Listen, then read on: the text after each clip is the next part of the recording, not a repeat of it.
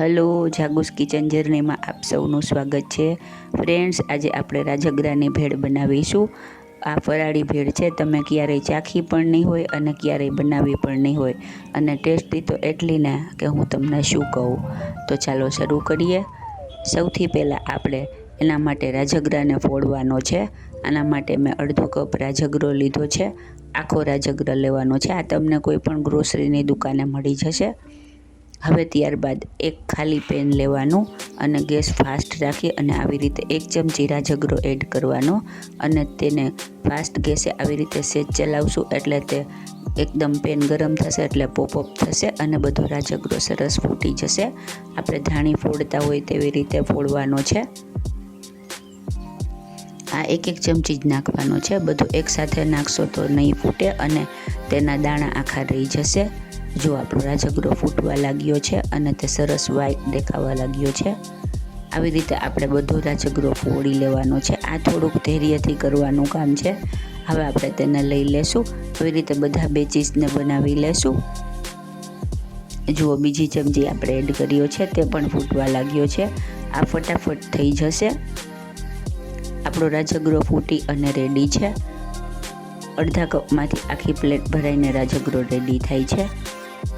Friends, આ એકદમ protein અને કેલ્શિયમથી ભરપૂર હોય છે અને ફરાળી છે તો ખૂબ જ સરસ અને પચવામાં એકદમ હલકો છે.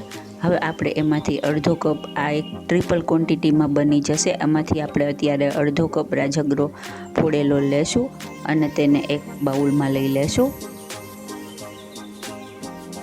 હવે ત્યારબાદ આપણે બાફેલા બટેટાને મેં ખાલી મરચું અને તેલ અને મીઠું જ ચડાવેલું છે તે લેશું. મારી પાસે નાની બટેટી હોય તો મેં તે લીધી છે. તમે તેને પીસમાં પણ લઈ શકો. આમે પણ આપણે આને મેશ કરવાના છે. હવે આપણે તેને સરસ રીતે મેશ કરી લેશું. ફ્રેન્ડ્સ, જો તમે મારી ચેનલ પર નવા હો તો મારી ચેનલને સબસ્ક્રાઈબ કરી અને મારી ચેનલને વધુમાં વધુ શેર કરી અને બાજુમાં ઘંટડી દબાવી દેજો, જેથી મારી નવી રેસીપીનું નોટિફિકેશન સૌથી પહેલાં તમને મળે. હવે આપણે 2 ચમચી ફરાળી ચેવડો લેશું. ફરાળી ચેવડો મેં બાલાજીનો ચેવડો આવે તે લીધેલો છે. ત્યારબાદ 2 ચમચી શેકેલા સિંગદાણા લેશું. સિંગદાણા મેં સેજ તેલ મૂકી અને તળી લીધા છે. ત્યારબાદ સેજ અમથું લાલ મરચું પાવડર, ધાણા જીરું પાવડર અને સ્વાદ મુજબ મીઠું એડ કરીશું. બધું મીઠાવાળું છે, પણ રાજગરો આપણો પ્લેન છે એટલે આપણે તે પ્રમાણે મીઠું એડ કરવાનું છે. હવે બરાબર મિક્સ કરી લેશું. ફ્રેન્ડ્સ, આ ભેળ એટલી સરસ લાગે છે ને કે તમને લાગશે જ નહીં કે તમે ફરાળી ભેળ ખાતા હશો. આવી રીતે તમે ભેળ બનાવશો તો જે ઉપવાસ નહીં કરતા હોય તે પણ કરશે અને ખાવાની તો મજા જ પડી જશે.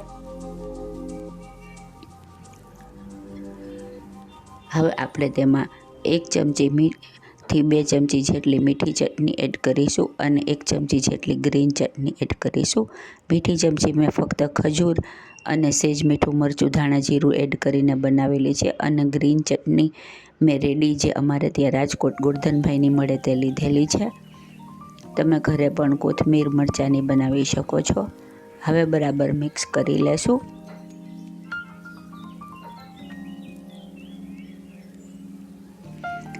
સરસ રીતે બધું મિક્સ થઈ જાય એટલે આપણે આમાં દાડમના દાણા એડ કરીશું. ત્યારબાદ લીલા મરચાં એક સમારેલું અને કોથમીર એડ કરીશું અને બધું બરાબર ફરીથી મિક્સ કરી લેશું. હવે આપણે એને એક સર્વિંગ પ્લેટમાં લઈ લેશું.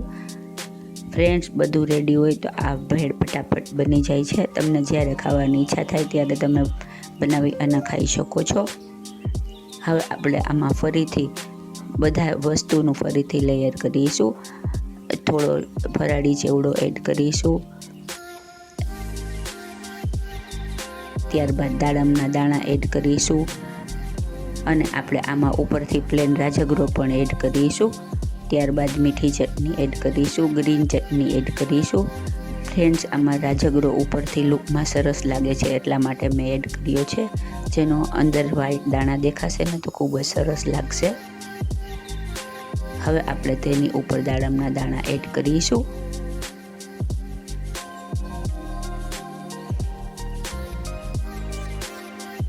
ત્યારબાદ ઉપર આપણે લીલી દ્રાક્ષ એડ કરીશું. ફ્રેન્ડ્સ, ભેળમાં દાડમના દાણા, દ્રાક્ષ વગેરે હોય તો ખૂબ જ સરસ લાગે છે. હવે આપણે તેને ઉપર એક નાની એવી બટેટીથી સજાવીશું. છે ને એકદમ જોરદાર, ખાવામાં એટલી જ મજેદાર અને એકદમ સુપર ટેસ્ટી ટેંગી એવી આપણી ફરાળી ભેળ તૈયાર થઈ ગઈ છે. તો આ વખતે ફાસ્ટ તમે કરો ત્યારે ચોક્કસથી બનાવજો અને ખૂબ જ મજા પડી જશે અને બધા ખુશ થઈ જશે. અને જેને ઉપવાસ નહીં કરવો ગમતો હોય તે પણ કરશે. જોતાં જ મોંમાં પાણી આવી જાય એવી ચટપટી અને મજેદાર આપણી ફરાળી ભેળ રેડી છે. તો તમે પણ ચોક્કસથી બનાવજો. ફ્રેન્ડ્સ, જો તમને મારી રેસીપી પસંદ આવી હોય તો મારી ચેનલને લાઇક, શેર અને સબસ્ક્રાઈબ જરૂરથી કરજો. ધન્યવાદ.